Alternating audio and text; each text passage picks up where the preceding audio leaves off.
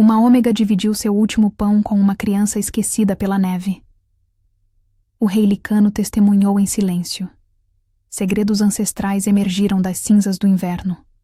Uma profecia que a corte tentou enterrar voltou à luz. E o destino de um reino inteiro mudou quando o mais poderoso dos homens reconheceu, tarde demais, que a mulher capaz de salvá-lo sempre esteve ali, invisível, esperando apenas que alguém a enxergasse. Prepare-se. Essa história vai tocar seu coração. Se você está amando essa história, não esqueça de se inscrever no canal e ativar o sininho para não perder nenhum episódio emocionante que preparamos para você. Havia verdades que Eldrath não gostava de repetir em voz alta, e a maior delas era esta. Ômegas pobres existiam para obedecer, sofrer e desaparecer sem deixar nome gravado em pedra. Maelis aprendera isso antes mesmo de saber ler, quando ainda limpava cinzas de lareiras alheias em troca de sobras frias que mal alimentavam o corpo franzino. 22 invernos haviam passado desde que a peste levou seus pais, e cada estação ensinara a mesma lição com crueldade renovada. O mundo não guardava gentilezas para quem nascera sem linhagem, sem força e sem voz que importasse nos salões onde o poder era distribuído entre homens que jamais sentiram fome de verdade. O reino Licano erguia-se sobre juramentos antigos e hierarquias inflexíveis, e nessa estrutura de pedra e gelo, Maelis era apenas sombra útil, facilmente esquecida, quando o trabalho terminava e as portas se fechavam para a noite.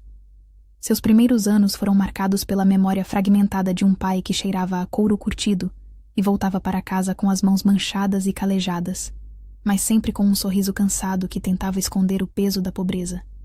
Sua mãe lavava roupas no rio mesmo quando a água gelava os dedos até ficarem roxos, cantando baixinho canções antigas que falavam de tempos melhores que nunca chegaram. Quando a peste varreu as vilas ao redor do castelo como o vento negro, levou os dois em menos de uma semana. Maelis tinha apenas 7 anos quando se viu sozinha, e aprendeu rapidamente que órfãos sem parentes para reclamá-los eram invisíveis aos olhos da lei. Passou os anos seguintes migrando entre cozinhas que a toleravam por algumas semanas e celeiros onde podia dormir em troca de limpar estrume.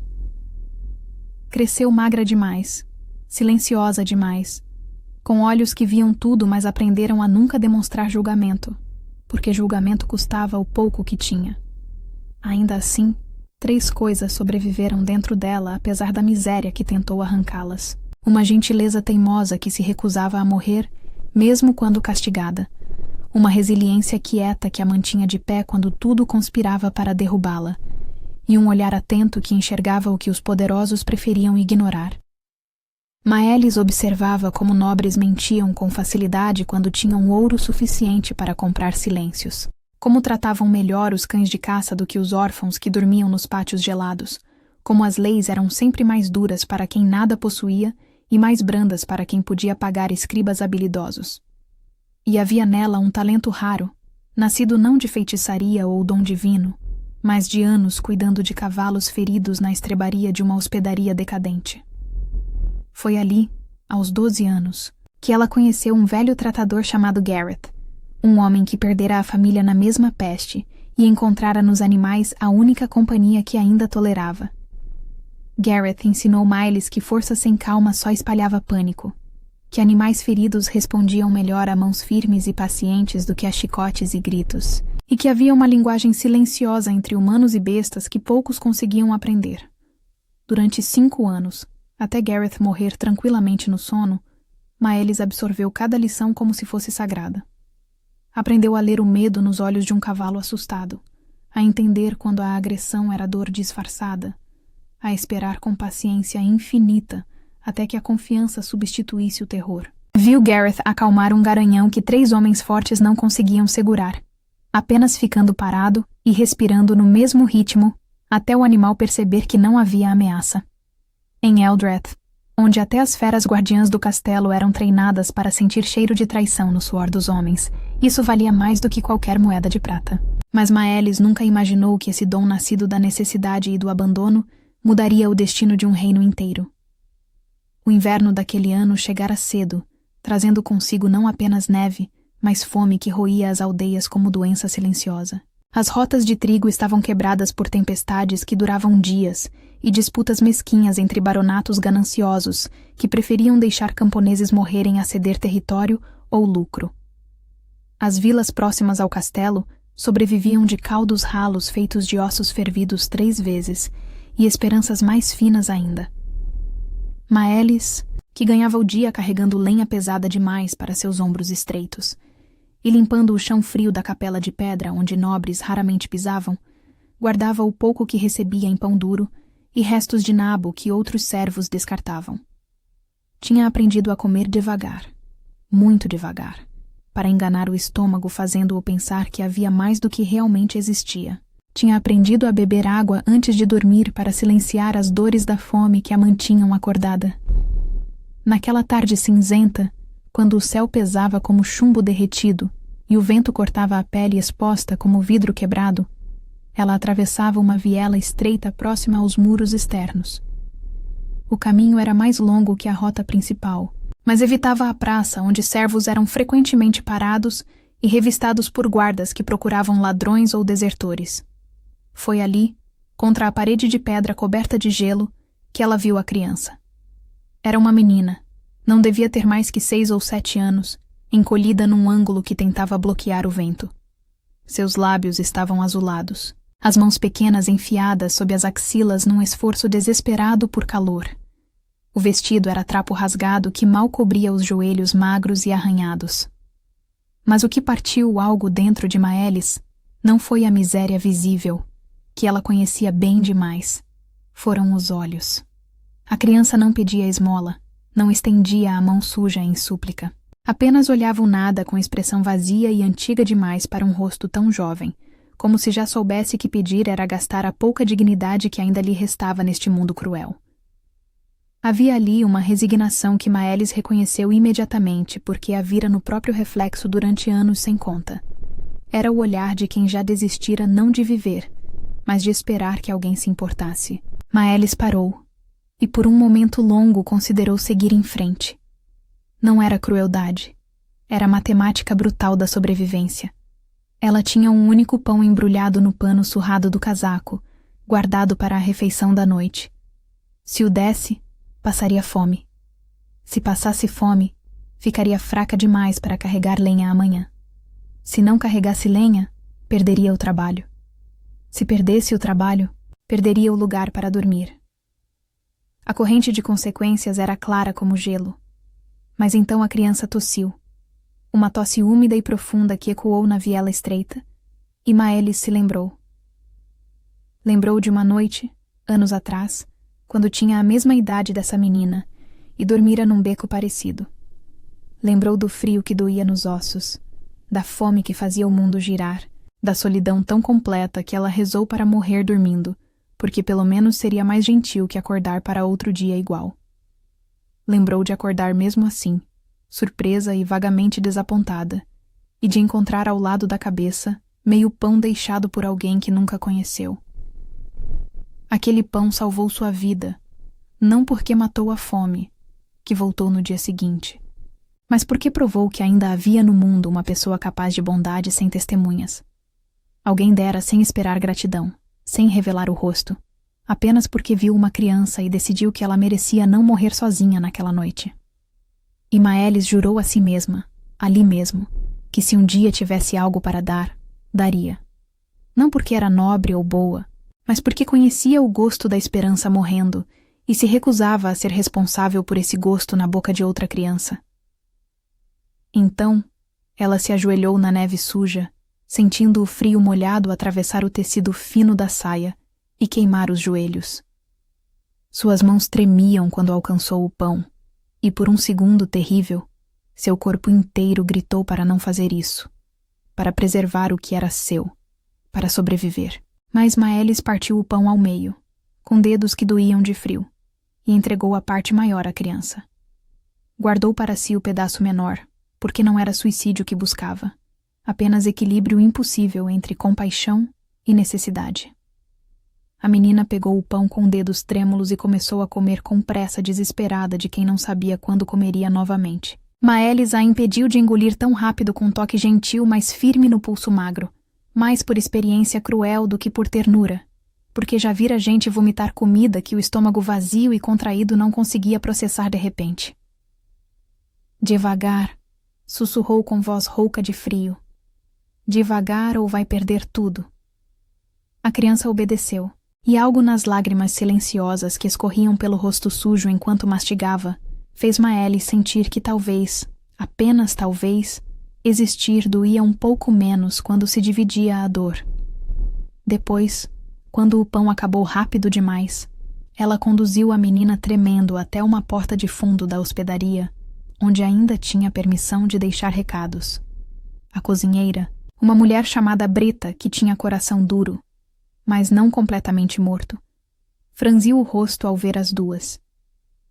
Mais uma hora de trabalho, ofereceu Maelis antes que Breta pudesse recusar. Uma hora extra limpando o que for preciso, em troca de um caldo para ela. Não precisa ser grosso, só quente. Breta olhou a criança, olhou Maelis, e algo no cansaço que reconhecia em ambas a fez acenar com a cabeça. 1 hora, repetiu com voz áspera. E você carrega os barris do porão também. Maelis concordou sem hesitar, e foi assim, com gestos simples e custosos, que garantiu que aquela criança não voltaria à neve mortal naquela noite. O que Maelis não sabia, não podia saber, era que o rei de Eldrath passava por ali naquele exato momento. Kael Varren, o rei licano imortal cuja linhagem remontava a pactos selados em sangue e fogo séculos antes, raramente deixava as muralhas altas do castelo sem escolta armada e sem intenção clara. Ele governava há tanto tempo que perdera a conta dos anos. Gerações de homens nasciam, viviam e morriam enquanto ele permanecia, imutável como as montanhas ao norte. Esse fardo da imortalidade pesava sobre seus ombros de formas que mortais não conseguiam compreender. Cada amigo que fazia eventualmente envelhecia e morria. Cada conselheiro em quem confiava apodrecia na terra. Cada juramento quebrava com o tempo. Séculos de reinado solitário haviam feito dele um homem de honra inflexível, protetor feroz do território que governava, e ao mesmo tempo, uma criatura tão solitária quanto os picos de gelo, onde até os pássaros se recusavam a voar. A corte o temia não por crueldade gratuita, mas pela disciplina implacável que vinha de quem vira impérios desmoronarem por falta de ordem. Kael não tolerava intrigas abertas nem traições veladas, e por causa de guerras antigas que deixaram cicatrizes em sua alma imortal, aprendera a desconfiar de gestos que pareciam bons demais para serem verdade. A compaixão, na cultura licana dominante que ele herdara e sustentava, era permitida apenas quando reforçava a ordem estabelecida. Fora disso, era fraqueza perigosa que podia ser explorada por inimigos astutos. Kael tinha motivos concretos para estar fora do castelo encapuzado como homem comum. Mensageiros haviam chegado na madrugada anterior, com relatos perturbadores de saques organizados e de um grupo de homens armados que se movia entre aldeias famintas, fingindo proteger o povo enquanto inflamava ressentimentos antigos contra o trono e espalhava mentiras sobre impostos cruéis inventados para matar os pobres. A fome era terreno fértil para revoltas, e Kael aprendera em séculos de governo que rebeliões nasciam não da miséria em si, mas da miséria combinada com promessas falsas sussurradas por ambiciosos que queriam poder, mas não responsabilidade. Ele decidira ver com os próprios olhos a extensão real do desespero que tomava conta de seu reino, e por isso caminhava disfarçado entre os becos sujos, acompanhado apenas por 2 guardas de confiança absoluta e pela presença silenciosa de uma das feras guardiãs. Seren era um lobo gigante, mais alto que um homem ajoelhado, com pelagem escura como a noite sem lua e olhos dourados que brilhavam com inteligência antinatural. Aquele animal não era apenas símbolo vivo do pacto da coroa. As feras obedeciam ao rei, mas também julgavam, com seus instintos ancestrais impossíveis de enganar, o verdadeiro caráter de quem se aproximava do trono. Seren servira a Kael por décadas, e entre homem e besta havia um vínculo que ia além de obediência. O lobo conhecia os humores do rei, Sabia quando a solidão pesava demais. E muitas vezes era a única companhia que Kael tolerava nas noites longas, quando a imortalidade parecia mais maldição que dádiva. Quando Kael viu a jovem Ômega partir o pão com mãos trêmulas de frio, algo dentro dele se agitou de forma inquietante. Não foi desejo carnal, que ele aprendera a controlar com séculos de prática. Foi algo mais primitivo, mais profundo. O instinto do lobo dentro dele reconheceu algo na cena diante de seus olhos, algo que ressoava com memórias antigas que ele pensava ter esquecido. Não era costume do rei se comover facilmente. Séculos o haviam endurecido, transformado em governante que calculava cada movimento como peça em tabuleiro infinito, onde uma decisão errada podia custar milhares de vidas. Ainda assim, o gesto de Maelis se encaixava em algo que dormia em sua memória, uma lembrança nebulosa de tempos distantes, quando ele ainda acreditava que governar era proteger até o último camponês esquecido. Antes de traições sangrentas, o ensinarem que o povo também podia ser arma afiada nas mãos de nobres ambiciosos. Antes de uma rainha que ele amara se revelar espiã plantada por um reino vizinho, morrendo pela própria mão quando a conspiração foi descoberta. Antes de ele fechar o coração e decidir que nunca mais permitiria que sentimentos ditassem decisões políticas. A desconfiança veio junto com o reconhecimento, imediata e gelada. Por que uma Ômega faminta dividiria seu último alimento quando tudo ao redor ensinava a sobreviver com o egoísmo necessário? Era teatro para impressionar algum nobre escondido? Era a armadilha de algum grupo que tentava manipular sua compaixão? Mas Kael observou não apenas a partilha do pão. Observou o modo como ela hesitou antes de partir. A luta visível entre necessidade e bondade. Observou como impediu a criança de comer rápido demais, gesto que vinha de conhecimento verdadeiro da fome, não de performance. Observou como ela buscou um caldo em troca de trabalho adicional, equilibrando misericórdia improvável e necessidade cruel. Ali havia prudência real, não teatralidade calculada para ser vista. E havia algo mais, algo que fez Seren dar um passo à frente, farejando o ar na direção da Ômega com interesse que o lobo nunca demonstrara por nenhum humano além do próprio Kael. O rei colocou a mão no pescoço do animal, sentindo a tensão nos músculos. "O que você sente, velho amigo?" Sussurrou baixo demais para ser ouvido por alguém além da fera. Seren rosnou suave, não em ameaça, mas em algo que parecia reconhecimento. Como se a fera visse algo que Kael ainda não conseguia nomear. Mesmo assim, o rei não se aproximou naquele momento. Anos de cautela gritavam contra revelar-se prematuramente. Em vez disso, mandou por meio de um dos guardas, em voz baixa demais para ser ouvida além de alguns passos, que a criança fosse levada discretamente à ala de órfãos que o castelo mantinha por dever público antigo. Era um lugar pobre e frequentemente esquecido pela nobreza que preferia gastar ouro em banquetes vazios, mas ainda assim melhor que morrer congelado na rua. Kael não ordenou caridade em voz alta, porque sabia exatamente como a corte torcia cada gesto do rei em arma política afiada contra ele mesmo. Nobres interpretariam compaixão como fraqueza, e fraqueza atraía desafios. Em vez disso, gravou o rosto de Maelis na memória imortal que nunca esquecia nada, cada detalhe daqueles olhos cansados, mas gentis, e seguiu para o castelo com pensamento incômodo que o perseguiu pelo resto do dia e pela noite insone. Se existia alguém capaz de agir com compaixão genuína, sem pedir recompensa imediata, aquela pessoa podia ser perigosa demais para os que sustentavam seu poder no medo cultivado. Ou, pensamento ainda mais perturbador, podia ser exatamente o que Eldrath precisava para não apodrecer por dentro, enquanto as muralhas permaneciam de pé. No dia seguinte, quando o sol mal clareava o horizonte gelado, Maelis foi convocada ao castelo sem aviso nem explicação. Um guarda bateu na porta do quartinho minúsculo onde ela dormia, um espaço que dividia com outras 3 servas e que cheirava a mofo e suor.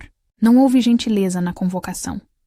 O mordomo-chefe, a serviço do Conselho de Pedra que governava sob o rei, informou com voz mecânica e fria que a jovem seria transferida para servir dentro das muralhas altas, sob justificativa burocrática de necessidade de mãos adicionais durante o inverno rigoroso.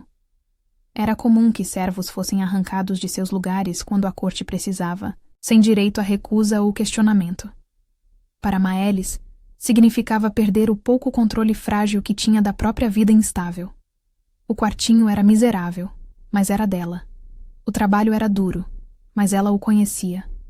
Agora seria jogada num mundo que não entendia, entre pessoas que a veriam como menos que nada. Ainda assim, não podia recusar sem consequências terríveis. A recusa, para uma ômega pobre sem proteção de família ou casa, era punida com expulsão imediata das terras protegidas. E no auge da neve mortal que cobria quilômetros em todas as direções, isso equivalia à condenação certa. Então Maelis juntou seus pertences, que cabiam num saco de pano pequeno, e seguiu o guarda até o castelo. A caminhada foi longa e silenciosa, e a cada passo ela sentia o peso do desconhecido esmagar o pouco de coragem que tentava reunir. Dentro das muralhas imponentes, ela encontrou um mundo onde cada passo tinha regras invisíveis e cada olhar carregava julgamento silencioso. O salão alto brilhava com símbolos de linhagens antigas gravados em pedra e metal precioso, tapeçarias que contavam batalhas de séculos passados, e um teto tão alto que sua voz ecoaria se ela ousasse falar. A etiqueta licana determinava com precisão cruel quem podia olhar nos olhos de quem falava primeiro em cada situação, e quem se curvava até o chão de pedra fria.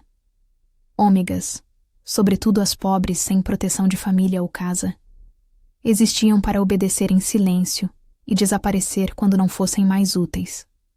Nos primeiros dias, Maelis não viu o rei. Não esperava vê-lo. Reis não olhavam para servos, e servos que olhavam para reis sem permissão podiam perder os olhos dependendo do humor da guarda. A governanta Eira, uma mulher de idade avançada que já vira 4 gerações de reis antes de Cael e que sobrevivera a purgas, conspirações e 2 tentativas de invasão, foi a primeira pessoa a não tratá-la como poeira inconveniente.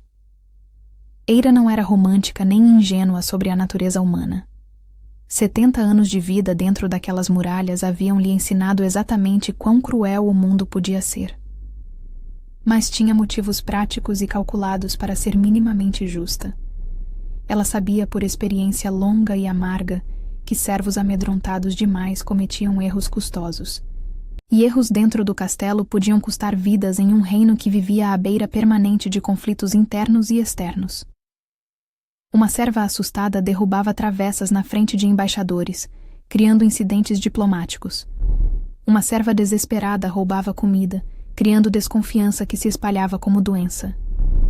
Eira governava os servos com mão de ferro, mas ferro que sabia quando ser flexível para não quebrar. Sob supervisão rigorosa de Eira, Maelis recebeu tarefas na ala das feras guardiãs e na enfermaria simples dos órfãos, trabalhos que poucos servos desejavam porque envolviam risco real de ferimentos e pouca glória visível. A ala das feras era lugar sombrio, construída nas entranhas do castelo onde o cheiro de animal misturava-se com pedra úmida e ferro velho. Lobos gigantes, ursos acorrentados, até um lince albino com olhos vermelhos que diziam ter matado 3 tratadores imprudentes. As feras guardiãs eram símbolo de poder de Eldrath, mas também responsabilidade perigosa. Muitos animais vinham feridos de patrulhas ou combates, e muitos estavam agitados demais para permitir tratamento sem violência. Foi ali, entre rosnados que ecoavam pelas paredes e garras que rasgavam correntes, que o talento de Maelis deixou de ser apenas sobrevivência pessoal e se tornou influência concreta que mudaria tudo. Uma das feras guardiãs, um lobo enorme de pelagem cinza usado para patrulhar as muralhas durante a noite, voltara gravemente ferida de um confronto violento com saqueadores nas fronteiras. A lança que o atingira quebrara dentro do músculo da pata traseira, e a infecção começava a tomar conta. O animal estava agitado demais, mordendo correntes de ferro grossas e recusando o toque dos tratadores experientes, com rosnados que faziam a terra tremer. O mestre das feras, Thorin, era um homem duro que vivera entre animais desde criança e tinha mais cicatrizes que pele lisa. Ele desprezava servos frágeis e soluções que não envolvessem força bruta. porque força bruta sempre funcionara antes. Sua intenção era sedar o animal à força com ervas que podiam matar se a dose fosse errada, e depois puni-lo pela desobediência com corrente mais curta e menos comida, para ensinar submissão, através do sofrimento. Maelis observou de longe a forma como o medo se espalhava pelo recinto estreito. Viu como os outros tratadores recuavam, como o lobo respondia a cada movimento brusco com mais violência, como a espiral de terror e agressão só piorava. E então, com voz que tremia, mas não quebrava, ela pediu permissão para tentar outra abordagem diferente. Thorin riu na cara dela. Você? Uma ômega que mal pesa mais que um saco de grãos? O bicho arranca sua cabeça antes que você termine de rezar. Mas Maelis não recuou. Não foi pedido insolente nem ousadia sem fundamento. Foi proposta sustentada pelo risco pessoal que ela assumia conscientemente. Ela se ofereceu para ficar sozinha com a fera ferida, sob responsabilidade exclusivamente própria, e aceitou que se falhasse seria afastada permanentemente da ala sem direito a apelo. E se morrer? Thorin perguntou com crueldade casual. Então ninguém perde nada, Maelis respondeu com honestidade brutal, que o pegou de surpresa. Thorin a estudou por longo momento. Havia nela algo diferente da serva comum. Não arrogância, mas certeza quieta, como se já tivesse feito as contas da própria vida e decidido que arriscar por algo valia mais que sobreviver sem propósito. Thorin cedeu não por bondade súbita, mas por curiosidade pragmática e por não querer perder mais homens em tentativas violentas que só pioravam a situação. Está bem, disse finalmente. Mas se o bicho te matar, eu jogo seu corpo no fosso e digo que fugiu. Ninguém vai procurar uma serva morta. Maelis concordou com a cabeça e entrou no recinto enquanto todos os outros saíam. A porta de ferro se fechou atrás dela com um som que ecoou como sentença final. O lobo estava no canto mais distante, ofegante, a pata ferida levantada num ângulo doloroso. Sangue e pus manchavam o chão de pedra. Os olhos do animal eram amarelos e selvagens, cheios de dor e fúria. Por um momento, Maelis se perguntou se havia cometido erro fatal. Mas então respirou fundo e se lembrou de tudo que Garrett lhe ensinara. Lembrou que animais feridos atacavam por medo, não por maldade. Lembrou que dominar criava resistência, mas respeito criava cooperação. E lembrou que tinha sobrevivido a 15 anos de fome e frio. Então morrer tentando ajudar era, no mínimo, morte com significado. Ela não fez magia misteriosa nem milagre divino. Fez o que sabia fazer.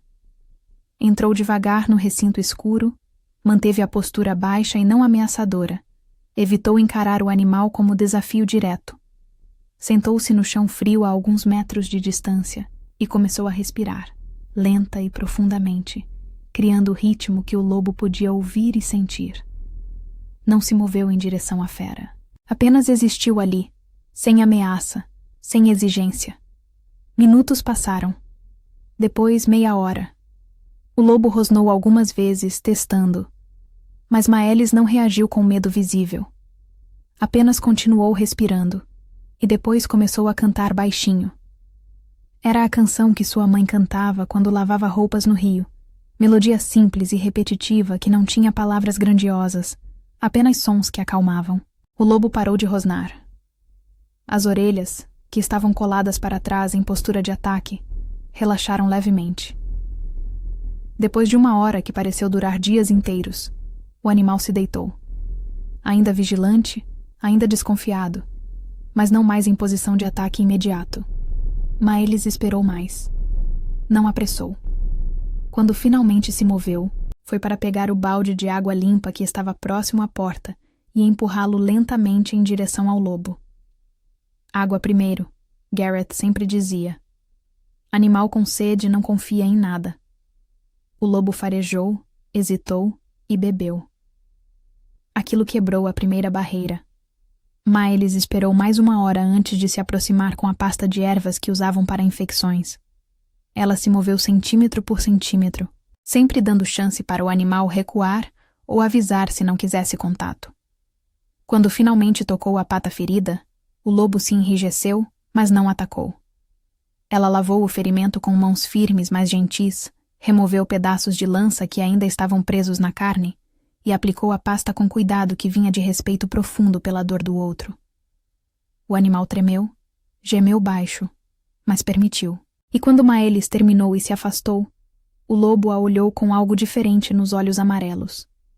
Não amor, porque animais selvagens não amavam humanos facilmente, mas reconhecimento de que ela não era inimiga. Thorin viu tudo da fresta na porta, e o que o incomodou profundamente não foi admiração simples. Foi a consciência perturbadora de que uma ômega pobre estava fazendo algo que seus homens armados e treinados não conseguiam realizar. E pior, estava fazendo parecer fácil quando era qualquer coisa menos isso. Quando Maelis saiu do recinto 3 horas depois, coberta de suor e tremendo de exaustão, Thorin não disse nada. Apenas acenou para que ela voltasse no dia seguinte. Mas a notícia correu pelos corredores do castelo com velocidade que surpresas sempre têm, carregada por servos que finalmente tinham algo interessante para sussurrar além de fofocas vazias. E com a notícia veio o veneno social inevitável. Lord Hidan Halvar, membro influente do conselho e administrador poderoso das provisões do reino, enxergou perigo imediato naquele evento aparentemente insignificante. Rhydon era homem de 50 anos, rosto esculpido pela ambição e cabelos grisalhos penteados com cuidado excessivo. Sustentava seu poder considerável em 2 coisas fundamentais: tradição rígida que mantinha cada classe em seu lugar, e controle calculado do medo que mantinha o povo obediente e dependente. A fome, para homens como Rhydon, era ferramenta política valiosa, não tragédia a ser resolvida. Aldeões desesperados aceitavam impostos mais altos sem questionar. Aceitavam culpas fabricadas sem investigar. Aceitavam qualquer migalha que ele decidisse jogar, e agradeciam de joelhos. Um rei que se deixasse comover por uma ômega qualquer, que a elevasse acima de sua condição natural estabelecida por séculos de hierarquia, ameaçava todo o edifício cuidadoso de privilégios que sustentava famílias nobres há gerações incontáveis. Rhydon também tinha ambição pessoal que ia muito além de manter o status atual. Pretendia casar a própria sobrinha, Selene, com o rei imortal, consolidando sua casa como extensão permanente do trono e garantindo influência para as próximas décadas ou séculos se a imortalidade do rei fosse compartilhada através de vínculos. Selene era bela segundo os padrões da corte, com cabelos dourados como trigo maduro e olhos verdes que aprendera a usar como arma. Fora treinada desde criança em etiqueta, política, música e todas as artes que tornavam uma mulher digna de rei. Mas não era vilã por capricho cruel ou maldade inata. Fora criada acreditando sinceramente que o destino sagrado de uma mulher nobre era conquistar a coroa para salvar a linhagem da irrelevância histórica, para garantir que seus filhos e netos teriam poder e segurança. Ver uma serva qualquer, uma ômega pobre que deveria estar de joelhos limpando o chão, ganhar a atenção do rei e respeito das feras guardiãs, quebrava violentamente o mundo inteiro que lhe prometeram desde que nascera. Era traição de tudo que lhe ensinaram sobre como o mundo funcionava e onde cada pessoa pertencia. Kael observava tudo com cautela, característica de quem vivera tempo demais para se surpreender facilmente, mas que ainda podia sentir algo próximo de curiosidade. Ele via Maelis nos corredores longos do castelo, sempre com os olhos baixos como mandava a etiqueta rígida para servos na presença de nobres, sempre trabalhando além do exigido sem reclamar. E sentia o próprio instinto licano em conflito profundo que o irritava porque não conseguia explicar. Séculos de governo o haviam ensinado a não se aproximar de ninguém com rapidez imprudente que poderia ser explorada. Havia nele uma ferida antiga que nunca cicatrizara completamente. Uma dor que ele carregava como o segundo coração batendo dentro do peito. Uma rainha do passado distante, escolhida por razões puramente políticas para selar aliança importante entre Eldrath e reino vizinho, fora usada como isca em conspiração elaborada que quase derrubou o trono em guerra civil sangrenta. Ela se chamava Lyanna, e Kael a amara com intensidade que agora parecia impossível de sentir novamente. Mas Lyanna servira outro rei desde sempre, plantada no castelo desde a adolescência para aprender segredos e esperar momento certo de ataque. Quando a conspiração foi descoberta através de carta interceptada, Kael enfrentou escolha impossível: executá-la publicamente como traidora ou perdoar e parecer fraco demais para governar. Lyanna escolheu por ele. Bebeu veneno na própria cela antes do amanhecer, deixando carta que dizia apenas "perdoe-me", por não conseguir amá-lo mais que meu dever. Kael sobrevivera àquele período sombrio, mas perdera para sempre a capacidade de confiar plenamente em qualquer pessoa. Por isso, quando notou que Seren, sua fera guardiã pessoal que não obedecia a mais ninguém e que vira todas as traições ao lado do rei, não rosnava na presença de Maelis, o rei não se entregou à esperança fácil. Ao contrário, se irritou profundamente com a possibilidade perturbadora de estar sendo manipulado por algo que não compreendia nem controlava. Seren até se aproximava de Maelis com calma rara que nunca demonstrava com estranhos, farejando-a com interesse que ia além de curiosidade animal. Isso era antinatural. Isso era perigoso, porque ou Maelis tinha algum tipo de poder que enganava até feras ancestrais, ou ela era genuína demais para este mundo corrupto, e ambas possibilidades assustavam um rei que governara por controle absoluto durante séculos. A união improvável entre os dois começou por necessidade política e prática brutal, não por romance declarado ou paixão súbita que os trovadores adoravam cantar. Durante uma tempestade particularmente brutal, que açoitou o reino por 5 dias seguidos sem pausa, o castelo recebeu novos mensageiros cobertos de neve e sangue trazendo notícias cada vez piores. Aldeias ao leste relatavam que os homens armados misteriosos estavam recrutando desesperados com promessas de pão farto e justiça em troca de juramentos contra o rei que os abandonara. Ao mesmo tempo, como se os deuses decidissem testar Eldrath até o limite, um surto repentino de febre começou a circular entre as crianças órfãs abrigadas na ala baixa e úmida do castelo. A febre vinha com tosse que arrancava sangue dos pulmões pequenos, agravada pelo frio penetrante que atravessava paredes rachadas e pela falta crônica de roupas quentes e mantas suficientes que eram desviadas por guardas corruptos para vender fora do castelo. Eira, vendo que a enfermaria não daria conta sozinha com apenas 2 curandeiros sobrecarregados e suprimentos insuficientes, reorganizou tarefas com eficiência militar que vinha de décadas coordenando crises.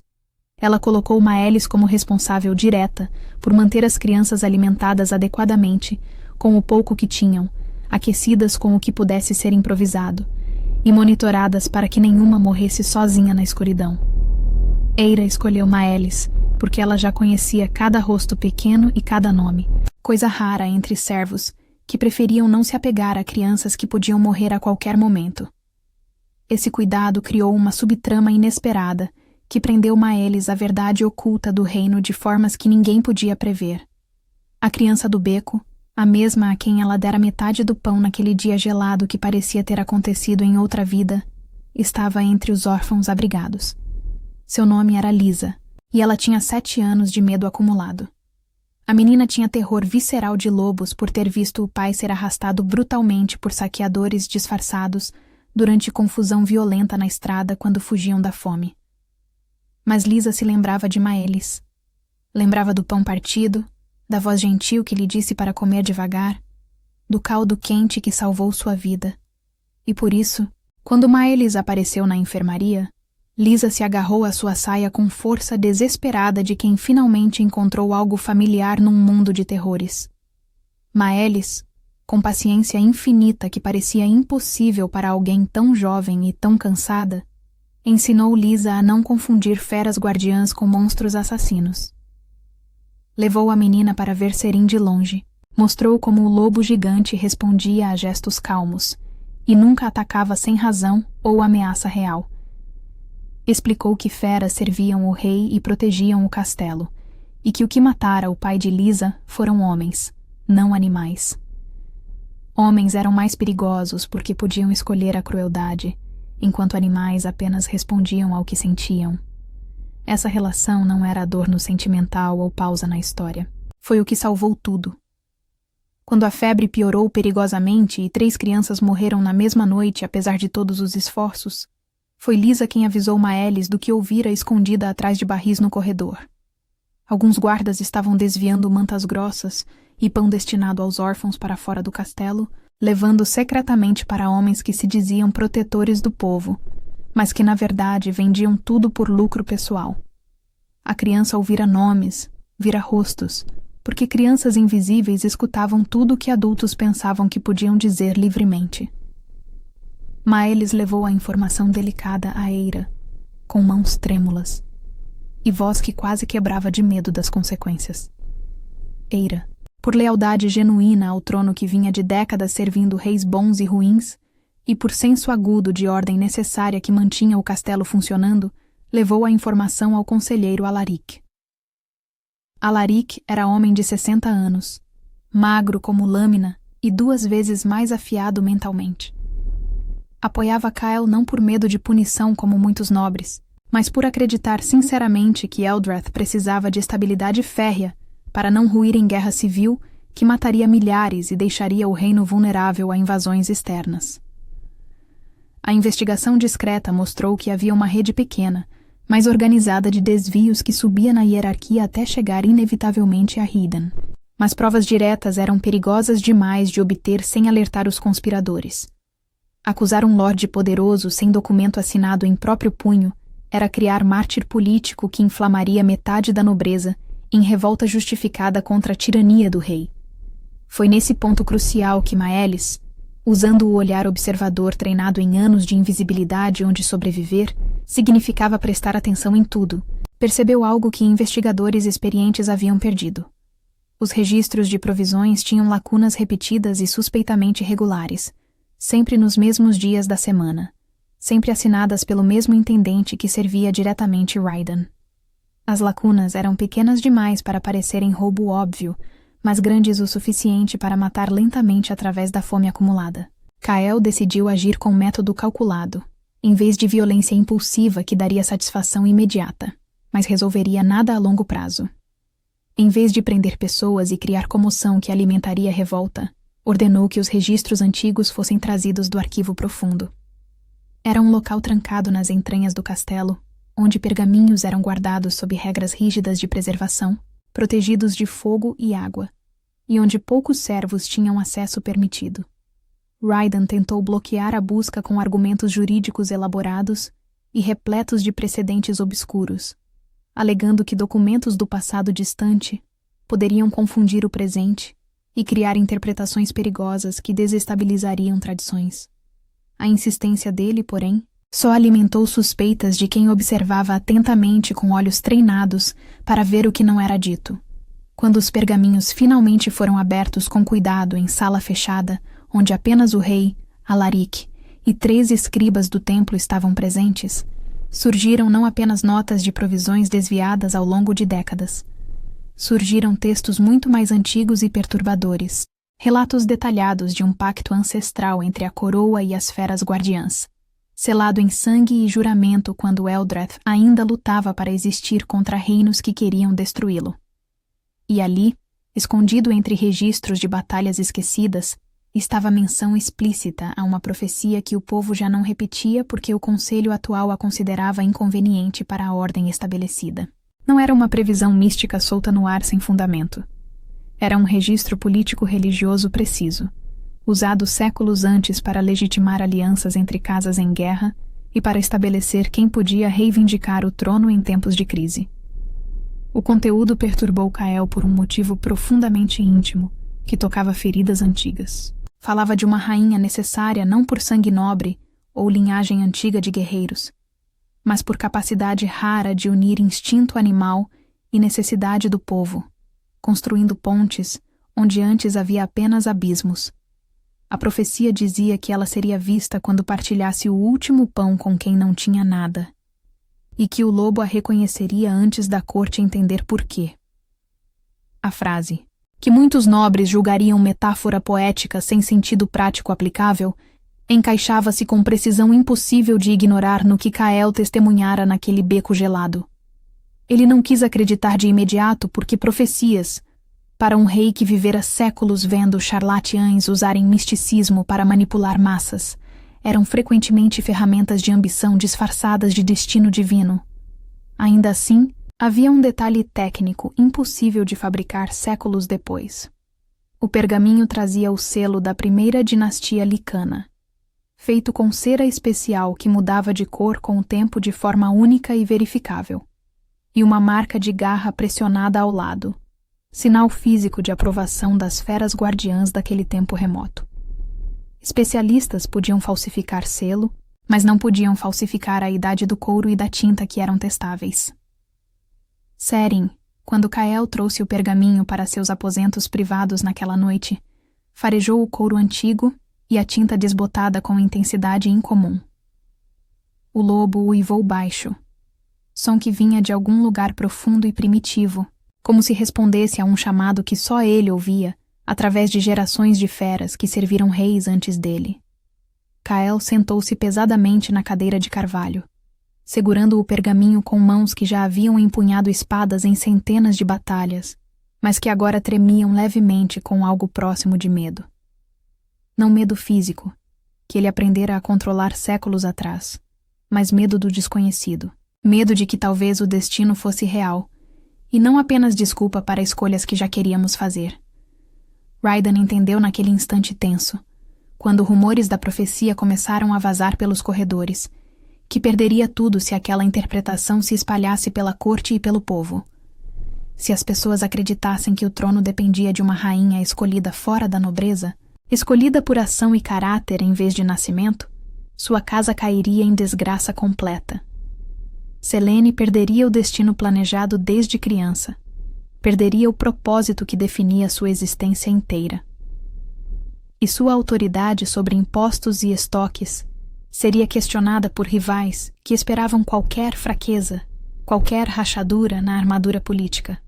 Por isso, com desespero de homem que vê império construído durante vida inteira desmoronar, Raiden decidiu provocar um levante controlado antes que perdesse completamente o controle da narrativa.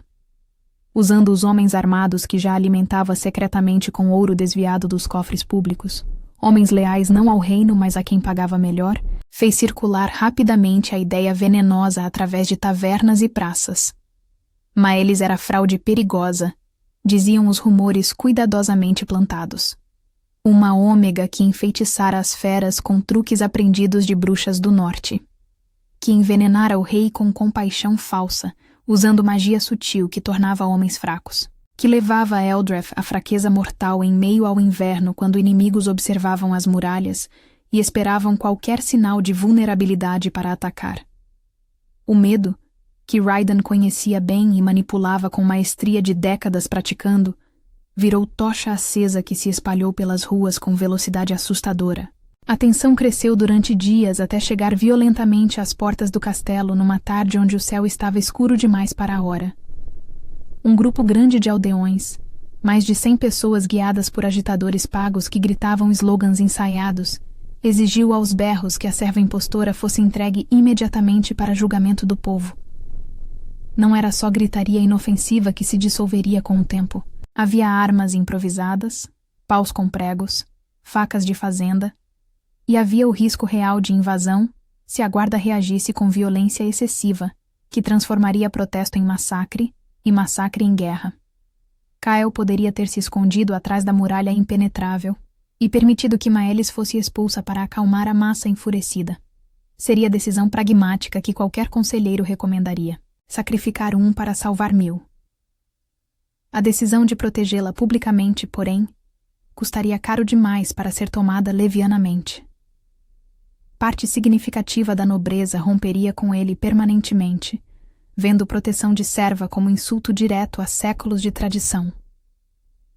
E a fome poderia virar guerra interna que duraria anos e consumiria recursos que Eldrath não tinha.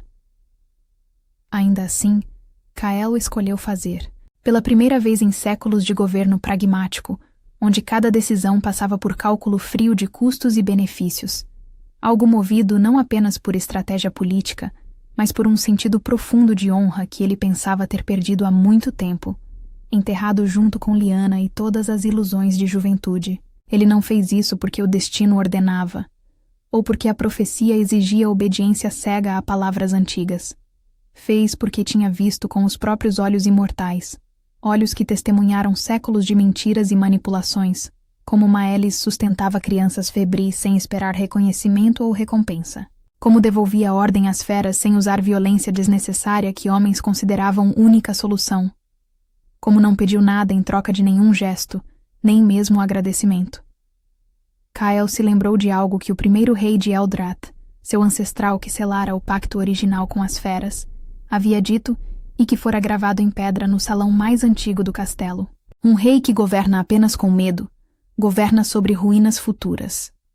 Um rei que governa com honra pode perder batalhas, mas constrói algo que sobrevive à sua morte. E Kyle, pela primeira vez em séculos, quis construir algo que sobrevivesse.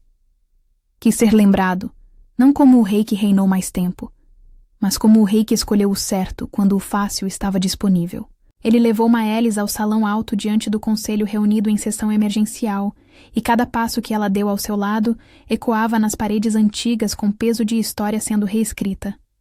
A corte inteira estava presente, nobres em trajes formais que custavam mais que uma aldeia inteira comia em um ano, e diante de todos, com voz que não admitia contestação, porque vinha de séculos de autoridade acumulada, Kyle declarou que ninguém tocaria em Maelis enquanto ele fosse rei de Eldrath. Que ela havia demonstrado valor que nobreza esquecera, e que as feras a reconheciam como digna de proteção. Que qualquer ataque a ela seria ataque ao trono e seria respondido como traição. A corte reagiu com frieza gelada e choque mal disfarçado que quebrava a etiqueta cuidadosa. Selene, sentada entre nobres que a olhavam com mistura de pena e satisfação cruel por vê-la perder, sentiu humilhação queimando como ferro em brasa pressionado contra a pele e pânico verdadeiro que fazia a respiração ficar difícil. Não era apenas vaidade ferida. Sua casa inteira a criara para esse papel específico desde que aprendera a andar. Perder o rei significava ser descartada politicamente. Significava que todo o investimento que fizeram nela fora desperdiçado. Significava que talvez nunca conseguisse casamento digno e morreria como solteirona dependente da caridade de parentes. E Maelis, diante de tantos olhares carregados de julgamento, ódio e inveja, quase desfez por dentro com o peso esmagador de atenção que nunca buscara. Seu conflito interno, a certeza antiga plantada por anos de abandono de que não pertencia a lugar algum de valor, ameaçou destruí-la naquele momento sob olhares que queimavam como fogo. Seu instinto gritava para correr, para se curvar e pedir desculpas por existir, para voltar à invisibilidade segura onde ninguém a odiava por ser vista. Ainda assim, ela não fugiu quando poderia ter pedido para ir embora, e o rei provavelmente teria permitido. O motivo era simples e profundamente humano, nascido não de coragem heróica, mas de amor teimoso. Se fosse embora para se salvar, Lisa e os outros órfãos ficariam sob o controle de homens que desviavam pão e deixavam crianças morrerem de febre na escuridão. Ela ficaria viva em algum lugar distante, talvez trabalhando em outra hospedaria, talvez casando com algum fazendeiro que precisasse de mãos extras, mas teria abandonado para sempre os que dependiam dela e confiavam que alguém finalmente se importava com suas vidas pequenas e descartáveis. E Maelis descobriu naquele momento que havia coisas piores que morrer. Viver sabendo que escolher a sobrevivência, em vez de fazer o que era certo. A reação de Raiden veio rápida e calculada como o golpe de espada esperado. Ele tentou virar o conselho inteiro contra Kyle, usando retórica inflamada e precedentes históricos, acusando o rei de quebrar tradição sagrada que mantinha Eldrath unido há séculos e de enfraquecer o pacto licano que sustentava o reino desde fundação. Mas Alaric, armado com as provas meticulosamente organizadas dos registros antigos e com relatos detalhados de desvios que incluíam datas, valores e testemunhas, apertou a armadilha política com precisão cirúrgica. Thorin, que não se aliava a ninguém por afeto ou lealdade emocional, mas apenas por respeito à competência, confirmou diante de todos com voz grave que não mentia que Maelis acalmara a fera ferida de modo que nenhum tratador experiente com décadas de prática conseguira realizar. Eira apresentou registros meticulosos da enfermaria, mostrando que Maelis diminuíra mortes por febre em 40% ao organizar distribuição de mantas roubadas, que recuperou, e trabalho que mantinha crianças aquecidas, expondo indiretamente como os desvios prejudicavam as vidas mais vulneráveis. A força devastadora dessas testemunhas vinha do como e do porquê concretos e verificáveis, não de milagres impossíveis de confirmar, ou de afirmações vagas sobre caráter. Fatos documentados que qualquer pessoa podia examinar, consequências mensuráveis que qualquer investigador podia verificar, resultados que qualquer um podia conferir, visitando a enfermaria ou a ala das feras. Encurralado politicamente e sem saída honrosa que preservasse poder, Redan tentou uma última manobra desesperada nascida do pânico. Espalhou através de aliados restantes que o pergaminho da profecia era falso, plantado por conspiradores que queriam destruir a ordem para criar caos e assumir poder no vácuo resultante. Foi então que o elemento mais antigo do reino, mais antigo que qualquer conspiração humana, respondeu de forma que ninguém esperava ou podia controlar. As feras guardiãs, acostumadas a obedecer comandos do rei, e apenas do rei, se inquietaram de forma visível e ameaçadora diante de Hydan, quando ele tentou sair do salão alto. Seren rosnou de um modo que não fazia desde ameaças externas reais de invasão décadas atrás. Som profundo que fazia as pedras vibrarem levemente. E outros animais nas alas abaixo, como se compartilhassem uma memória coletiva impossível de explicar através de lógica normal, se voltaram contra qualquer guarda que servia a Redan, recusando o comando e mostrando hostilidade primitiva que fez nobres recuarem com medo verdadeiro pela primeira vez em anos acomodados. Não foi magia visível nem milagre divino que caía dos céus. Foi instinto puro e antigo que vinha de lugares que humanos haviam esquecido. As feras eram treinadas desde filhotes para reconhecer cheiro de sangue alterado pelo medo genuíno que vinha de culpa, pela mentira desesperada que mudava a química do suor. Hydan suava frio que encharcava as roupas caras. Tremia visivelmente apesar de tentar controlar com toda a vontade, e sua falsidade o denunciava onde palavras cuidadosamente escolhidas não alcançavam. Kyle não o executou publicamente em praça, onde multidões poderiam assistir e aprender através de terror, porque precisava evitar criar mártir político, que inspiraria vingança por gerações, e porque Eldrath não se sustentava com sangue derramado de nobres, que alimentava apenas ciclos infinitos de retaliação. Em vez disso, demonstrando misericórdia calculada que era mais cruel que morte rápida, tirou de Hydan o controle completo das provisões que era a fonte primária de seu poder, expôs publicamente através de arautos os registros detalhados de desvios para que todos vissem e julgassem, e o condenou ao exílio permanente em posto fronteiriço gelado no extremo norte. Longe da corte onde não pudesse conspirar com aliados restantes, longe do luxo que conhecera a vida inteira, mas sob vigilância constante de guardas leais que relatariam qualquer movimento suspeito. Rydan partiria em 3 dias, levando apenas o que conseguisse carregar sozinho, para passar o resto da vida curta que lhe restava vigiando fronteira que ninguém atacava, porque não valia o esforço. Selene, devastada emocionalmente até o ponto onde nem lágrimas vinham mais, e politicamente destruída de formas que levariam anos para reconstruir se é que era possível, teve um caminho diferente oferecido. Eira, movida não por piedade sentimental, mas por senso prático de que desperdiçar pessoa capaz era burrice, a convenceu com lógica fria de que insistir no plano original só alimentaria guerra que mataria inocentes, incluindo talvez ela mesma em retaliação. Alaric, vendo oportunidade onde outros viam apenas ruína, lhe ofereceu uma saída que salvaria a reputação e daria propósito: liderar, com recursos consideráveis do castelo e supervisão para evitar corrupção, uma campanha organizada de auxílio às aldeias mais afetadas pela fome e pela neve. Seria trabalho duro, longe do luxo, mas seria trabalho importante que salvaria vidas e construiria respeito real, em vez de inveja forçada. Selene aceitou não por bondade súbita ou transformação milagrosa de caráter que seria irreal, mas porque precisava desesperadamente reconstruir valor próprio fora do casamento planejado que já não aconteceria. porque a alternativa era definhar em propriedade da família, objeto de pena e sussurros, até morrer esquecida. Assim, sua ambição natural e genuína foi redirecionada para poder real e tangível, influência conquistada por serviço útil à comunidade, não por aliança forçada que dependia apenas de beleza física e linhagem herdada. Com o perigo imediato contido através de ações decisivas e conspiradores neutralizados de formas que evitavam martírio, Kael se viu diante de outra realidade política dura, que exigia soluções. Proteger Maelis publicamente o fizera perder alguns aliados antigos e poderosos, cuja lealdade era condicional.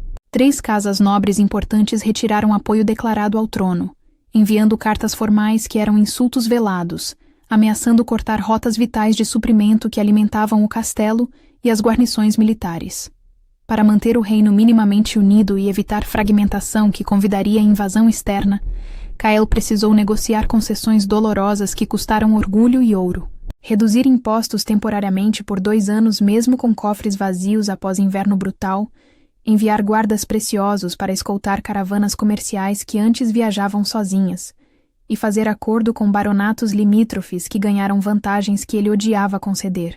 Eram ações que irritaram profundamente quem lucrava com escassez controlada e que viam cada concessão como fraqueza a ser explorada depois. Maelis, por sua vez, pagou o preço social alto que vinha de quebrar hierarquias estabelecidas. Tornou-se alvo constante de olhares carregados de ódio mal disfarçado, insultos velados sussurrados em corredores quando passava, e tentativas sutis mas constantes de humilhação pública, que testavam sua resistência mental todos os dias sem pausa.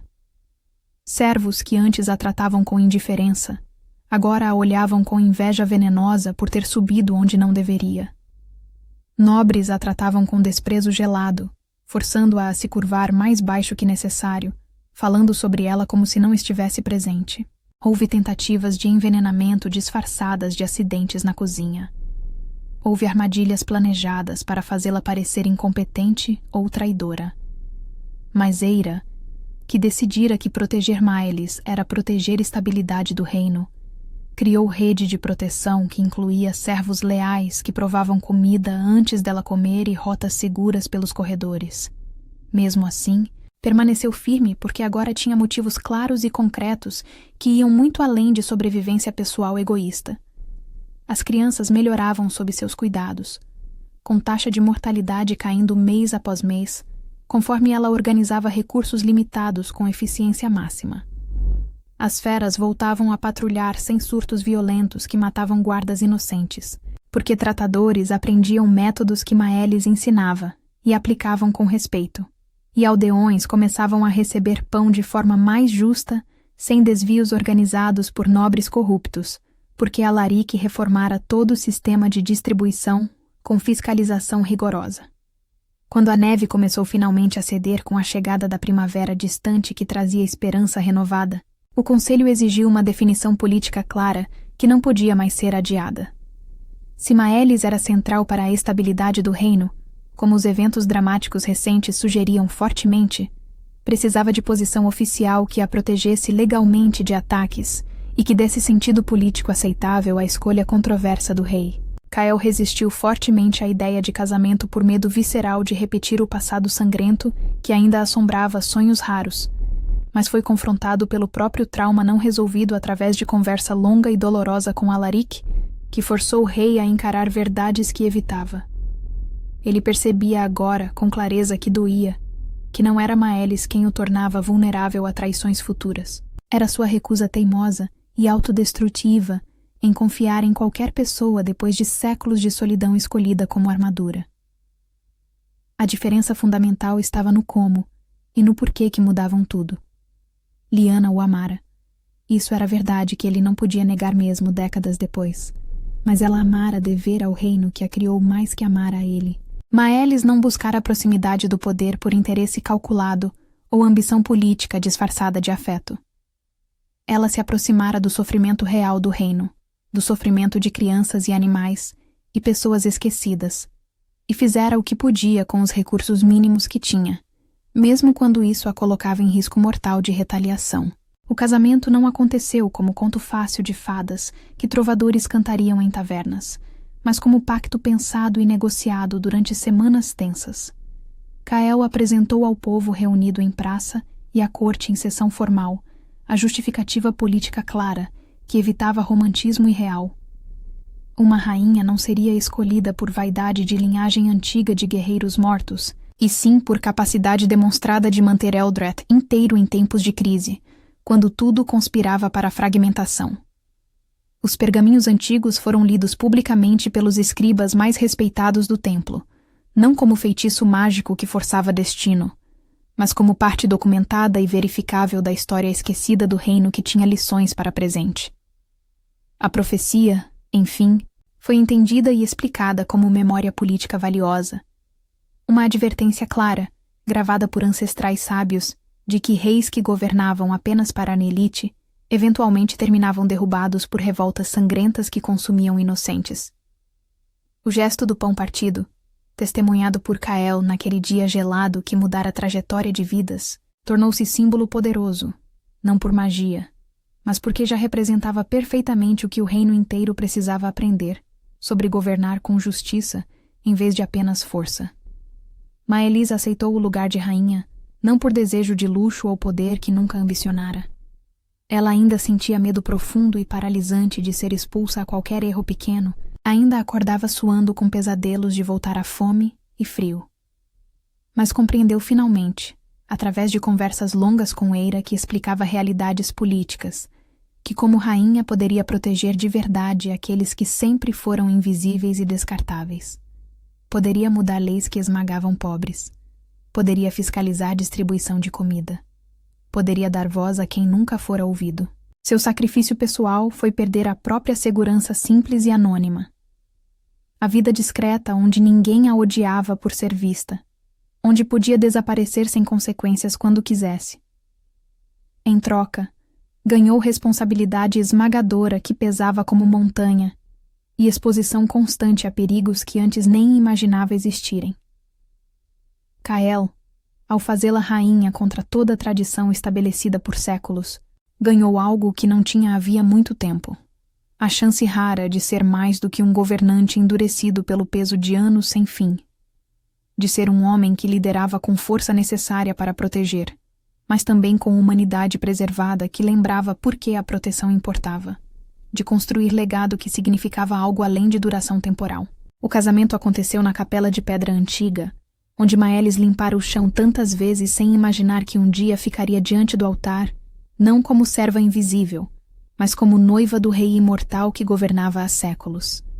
Ela usou vestidos simples de linho branco em vez de seda com ouro, porque recusou o luxo excessivo, enquanto aldeões ainda passavam fome mesmo com melhorias.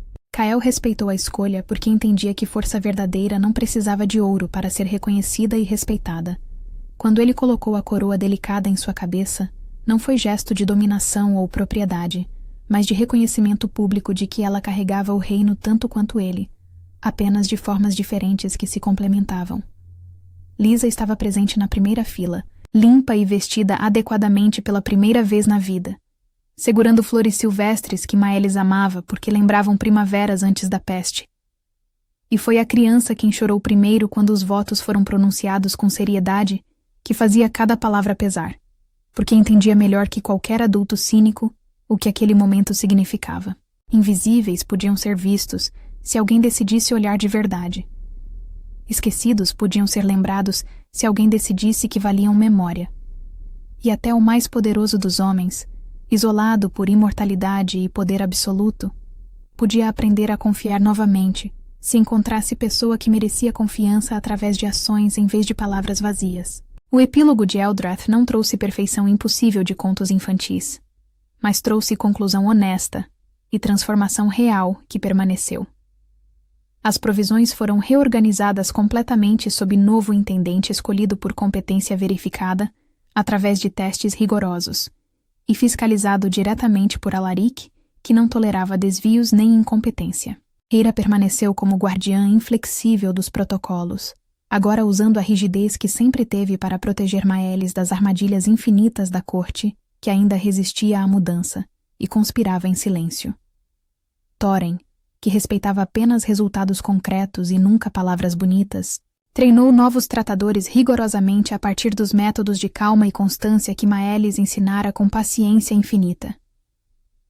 Isso reduziu ferimentos graves entre guardas em 70% durante o primeiro ano e aumentou dramaticamente a lealdade natural das feras guardiãs, que agora protegiam o castelo com mais eficiência, porque confiavam nos humanos ao redor. Selene, trabalhando nas aldeias distantes onde o luxo da corte era memória dolorosa, descobriu através de meses difíceis que ser útil ao povo lhe rendia um tipo de respeito genuíno, que a corte jamais daria por pena ou obrigação social. Encontrou propósito que não dependia de casamento arranjado ou beleza física que eventualmente desapareceria e, eventualmente, se casou com um administrador local competente, que a respeitava por trabalho em vez de apenas aparência. Lisa e as outras crianças órfãs deixaram de ser apenas bocas a alimentar que pesavam no orçamento apertado e passaram a ser aprendizes valorizadas na cozinha onde aprendiam receitas, nas estrebarias onde aprendiam sobre animais, na biblioteca onde aprendiam a ler, criando o futuro próprio, onde antes havia apenas sobrevivência desesperada de dia para dia. Muitas cresceram e assumiram posições de responsabilidade, lembrando sempre que Rainha as salvara quando ninguém mais se importava. E Kael, o rei imortal que vira uma ômega pobre dividir seu último pão com uma criança esquecida pela neve mortal, compreendeu finalmente, através de anos vivendo ao lado de Maelis, que não foi o pão em si que mudou o reino. Foi o significado profundo do gesto que revelava caráter impossível de fingir, compaixão escolhida mesmo quando custava caro, bondade mantida mesmo quando o mundo punia. Ao fazer Maelis sua rainha contra todas as tradições que sustentavam a ordem antiga, ele não desafiou apenas nobres ambiciosos que protegiam privilégios. Desafiou a própria crença arraigada e paralisante de que a fraqueza era inevitável quando se permitia amar alguém de verdade, que confiar era sempre erro que terminaria em traição. Eldrath atravessou o inverno brutal com cicatrizes visíveis que não desapareceriam facilmente, marcas que permaneceriam em memória coletiva, mas também com uma nova espinha dorsal moral que sustentaria gerações. A ideia transformadora de que o trono existia para proteger todos sem exceção, não apenas os que tinham ouro e linhagem impressionante, e que até a mais invisível das pessoas podia sustentar um reino inteiro quando lhe davam, enfim, o direito sagrado de ser vista com olhos que realmente enxergavam, ouvida com ouvidos que realmente escutavam, e reconhecida como parte essencial do mundo que todos compartilhavam. Maelis nunca esqueceu o gosto do pão partido naquele beco gelado, memória que a mantinha humilde mesmo usando coroa. E Kael nunca esqueceu o rosto da mulher que lhe ensinou, com paciência infinita e amor teimoso, que governar com o coração não era fraqueza como lhe ensinaram, mas a única forma verdadeira de construir algo que durasse além de séculos de solidão e sobrevivesse à própria imortalidade.